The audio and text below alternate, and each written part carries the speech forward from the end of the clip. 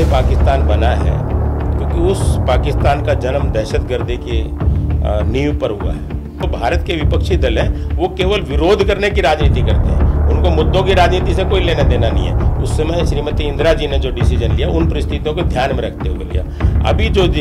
अभी आज की जो परिस्थिति है, इसमें जो माननीय प्रधानमंत्री ने डिसीजन है, वो आज की परिस्थिति है। आप अगर पाकिस्तान के इतिहास में जाएंगे तो चाहे वो जियाउल हक हो, चाहे वो बेनज़ीर भुट्टो हो या परवेज मुशर्रफ हो, इनका सबका कत्ल वहाँ के दहशतगर्दों ने किया।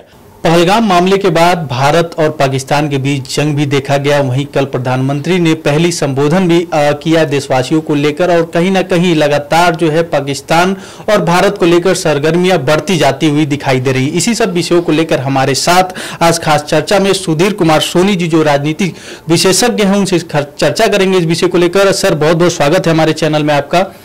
बात किया जाए पहलगाम मामले को लेकर, जिस तरीके से आतंकी हमला हुआ था, उसके बाद भारत और पाकिस्तान के बीच जंग भी होते हुए देखा गया है। तो आखिरकार इसको लेकर आपकी क्या राय है? देखिए, सर्वप्रथम मैं तो भारत माता की जय और वंदे मातरम से शुरू करता हूँ। 22 तारीख को जो कार्रवाई पाकिस्तान के आतंकवादियों ने, दहशतगर्दों ने जो की, वो कोई पहली कार्रवाई नहीं थी। जब से पाकिस्तान बना है, क्योंकि उस पाकिस्तान का जन्म दहशतगर्दी की नींव पर हुआ है, तो उन्होंने जो 22 तारीख को जो आतंकवादी कार्रवाई की, जिसमें 22 लोगों का हत्या कर दी गई, उसके बाद भारत सरकार के जो प्रधानमंत्री हैं माननीय मोदी जी, उन्हें देखिए बड़े दूरदर्शी नज़रिए को रखते हुए, पूरी तैयारी करते हुए, जरूर उसमें 15 दिन लगे और उन्होंने उसका बिल्कुल स्ट्रिक्ट जवाब दिया, जिसका मैं ऐसा लगता हूँ कि खामियाजा पाकिस्तान को भुगतना पड़ेगा और इसके आगे भी भुगतना पड़ेगा। अच्छे से बदला लिया गया और अभी जो कि सीज फायर हुआ है, लेकिन आप देखिए भारत सरकार का जो एक सोच है बड़ी स्पष्ट है कि पानी और खून, जो बिलावल भुट्टो का, जिनकी बड़े दुख का विषय है कि उसकी माता का जो मर्डर है वो भी उन आतंक दहशतगर्दियों ने किया, उनकी परिवार के जनरल भुट्टो का आप देखिएगा जो हत्या की, वो भी दहशतगर्दों ने किया। तो पाकिस्तान में एक संस्कृति, संस्कार कह लीजिए उनके, कि सब लोग अपने परिवार के लोगों को मार के आगे बढ़े हैं। तो वो जिस तरह की बात कर रहा था, तो मोदी जी ने बड़ा अच्छा विवेक का परिचय ये देते हुए, चूंकि उनका नेतृत्व देश को मिल रहा है, बहुत मजबूत नेतृत्व, उन्होंने ये कहा कि देखिए पानी और खून एक साथ नहीं बह सकता। हम भी इस बात के बिल्कुल समर्थक हैं कि पानी और खून नहीं बह सकता। इस तरह की बात करने का कोई औचित्य नहीं, जिस तरह के बिलावल भुट्टो ने बात की। दूसरी बात की कि ट्रेड और टेरर एक साथ नहीं हो सकता। तो मैं ऐसा मानता हूं कि भारत सरकार को इन लोगों का बायकॉट करना चाहिए, इनको बिल्कुल एकदम फिट जवाब देना चाहिए। और बहुत सारी सरकार की पॉलिसियां हैं कि इनको बिल्कुल एक तरह से बंद कर देना चाहिए। पाकिस्तान का सारा पानी हो, चाहे वो ऊर्जा हो, चाहे बिजली का काम हो, जो भी है उस सब तरह की सप्लाई इनको रोक देनी चाहिए। लेकिन आपने पानी की बात कही है, तो देखा जाए अगर पानी रोक दिया जाए जम्मू में, तो उसको लेकर जम्मू में कहीं ना कहीं समस्याएं पैदा हो जाएंगी। तो क्या सरकार, आपने जिस बात को रखी कि पानी को कहीं ना कहीं अपने देश के अंदर कहीं बहाने की कोशिश की जाए, तो क्या सरकार उस पर कोई तैयारी कर रही है? आपको लग रहा है ऐसा होगा? नहीं, देखिए, अगर सरकार को इस पे काम करना है तो मेरा नजरिया ये है कि सरकार को इस पे काम करना पड़ेगा, क्योंकि बहुत विकट पानी की क्वांटिटी वहाँ है, जिसको रोकने के लिए एक खाली कहने से तो नहीं रुकेगा वो पानी। जितना पानी है उसके लिए आपको डैम बनाने का इंफ्रास्ट्रक्चर बनाना पड़ेगा, उसके लिए आपको पैसा भी चाहिएगा, बहुत सारे गाँव को विस्थापित भी करना पड़ेगा।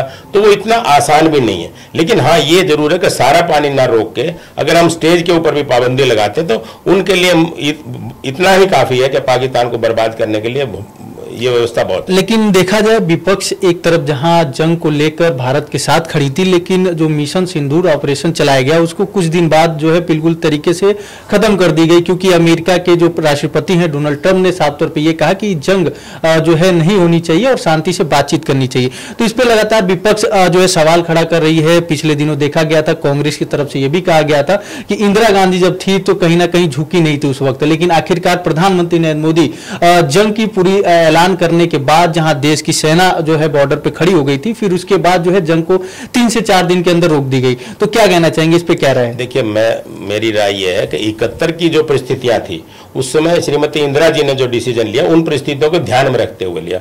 अभी आज की जो परिस्थिति है इसमें जो माननीय प्रधानमंत्री ने डिसीजन है वो आज की परिस्थिति है। और मैं एक चीज और बताऊं कि जो भारत के विपक्षी दल है वो केवल विरोध करने की राजनीति करते हैं, उनको मुद्दों की राजनीति से कोई लेना देना नहीं है। ये कोई जरूरी नहीं है कि प्रधानमंत्री कार्यालय, राष्ट्रपति कार्यालय अमेरिका से बात कर रहा है कि नहीं कर रहा है, या दूसरे देशों से बात हो रही है। ये सरकार की एक डिप्लोमेटिक स्ट्रैटेजी है, उसको किससे बात कर रहे हैं नहीं कर रहे हैं इसको आम आदमी को या विपक्ष के नेताओं को कुछ लेना देना नहीं है। हाँ, अगर उनको समर्थन करना है तो ऐसे दुखी दायी समय में के अंदर में भारत की सरकार को भारत की सेनाओं का मनोबल बढ़ाना चाहिए, उनका समर्थन देना चाहिए एक तरफ से, मैं ऐसा मानता हूँ। जब जंग रुक गई उसके बाद भी उधर से सीजफायर हुआ, तो इस पे क्या लग रहा है, आखिरकार आतंकवादियों को कंट्रोल पाने के लिए भारत सरकार और भारत की फौज आगे की क्या रणनीति तैयार करे? क्या आपकी इसमें मंशा है, क्या बताना चाहेंगे इस पे? देखिए, मेरा कहना यह है कि आप अगर पाकिस्तान के इतिहास में जाएंगे तो चाहे वो जियाउल हक हो, चाहे वो बेनजीर भुट्टो हो या परवेज मुशर्रफ हो, इनका सबका कत्ल वहां के दहशतगर्दों ने किया। तो जो पाकिस्तान है वहां पर एक कॉन्फ्लिक्ट ऑफ इंटरेस्ट और कॉन्फ्लिक्ट ऑफ पावर है।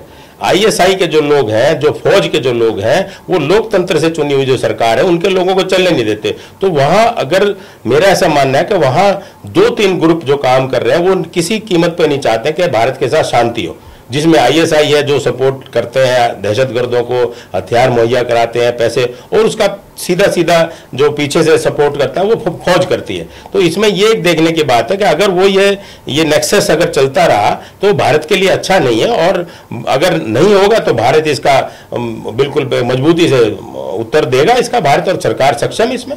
लेकिन एक तरफ देखा जाए जहां भारत की तमाम जनता जो है अपने फौज के साथ खड़ी है, वहीं आज वेस्ट बंगाल में, कलकत्ता में, उनकी राजधानी में जो है प्रोटेस्ट किया जा रहा था कि जो पाकिस्तान में भारत की तरफ से जो जंग लड़ी गई थी उस जंग में कहीं ना कहीं जो वहां आम जनता मारी गई, इसको लेकर प्रोटेस्ट कर रहे थे। उनको लेकर क्या राय रहेगी कि आखिरकार जहां पूरे देश खड़ी है एक तरफ, वो एक अलग खड़े हैं? देखिए, जब युद्ध होता है, जब वॉर होती है, तो कोई हथियार ऐसा नहीं बना जब गिरता है तो उसकी चपेट में जितने आते हैं स्वाभाविक रूप से कुछ जनता तो मरेगी। अगर वहां 100 आतंकवादी जिस तरह भारत सरकार ने मारे हैं तो हो सकता है वहां 2, 4, 10 जो सामान्य जन है वो भी मारे गए हों। और क्योंकि पाकिस्तान की तरफ से जो शेलिंग हो रही है, अगर आप उसमें देखेंगे तो जो बॉर्डर एरिया में जो हमारे नागरिक हैं तो उनको तो फौज से और युद्ध से कुछ लेना देना नहीं है। लेकिन फिर भी चूंकि ये युद्ध का एक सिस्टम है, जब भी कभी युद्ध होता है तो नेचुरली जो बेगुनाह लोग होते हैं वो हमेशा मारे जाते हैं, चाहे वो गाजा हो, चाहे पाकिस्तान हो, चाहे बांग्लादेश हो। निरीह लोग, जो निर्दोष लोग हैं, वो तो चपेट में आना स्वाभाविक है। वो तो युद्ध की एक प्रक्रिया है, उसमें तो पिक एंड चूज नहीं हो सकता। तो आपकी क्या राय रहेगी? लास्ट सवाल आपसे यही रहेगा कि आखिरकार युद्ध पे विराम लग गई है तो आने वाले वक्त में जो है लगातार देखा जाए आज भी उन आतंकवादियों की जो है फोटो दिखाई गई है और खोजी जा रही है उनको भी, तो आखिरकार आपकी क्या पर्सनल राय रहेगी इन आतंकियों को बिल्कुल खत्म करने की? देखिए, भारत सरकार ने बड़ा अपना जो स्टैंड लिया है वो बहुत बेहतरीन स्टैंड है, और अगर ये कार्रवाई इनकी रुकती नहीं है तो जैसे मोदी जी ने कहा है कि अब हम अंदर तक जाके मारेंगे। तो जो इन्होंने 11 इनके जो अड्डे तहस नहस किए हैं, तो इसमें सरकार को हम तो यही अनुरोध करेंगे, सरकार इनको बिल्कुल नेस्तनाबूद नाबूद करे, और जो भी संभव हो वो सरकार को अपना कदम उठाना चाहिए। ये हमारे साथ खास बातचीत करने के लिए सुधीर कुमार सोनी जी राजनीतिक विशेषज्ञ थे। इन्होंने साफ तौर पे अपनी पहलगाम मामले और भारत पाकिस्तान जो ऑपरेशन सिंदूर को लेकर भी अपनी तमाम राय दी है, और साफ तौर पे इन्होंने कहा है कि भारत जो है ट्रेड पाकिस्तान के साथ ना करे, और साथ ही जो पाकिस्तान में जो पानी जाते हैं उसको भी पूरी तरीके से रोकने का काम भारत सरकार की करने का अनुरोध भी किया है। अब देखने वाली बात ये होगी कि आखिरकार जो है भारत पाकिस्तान एक दूसरे को कहीं ना कहीं जंग अभी भी होते हुए दिखाई दे रही है, सीजफायर होते हुए दिखाई दे रहा है। आखिरकार कब तक ये मामला शांत होते हुए दिखाई देगा, ये तो देखने वाली बात होगी। देखते रहिए खबर हंट। अवनीश तिवारी,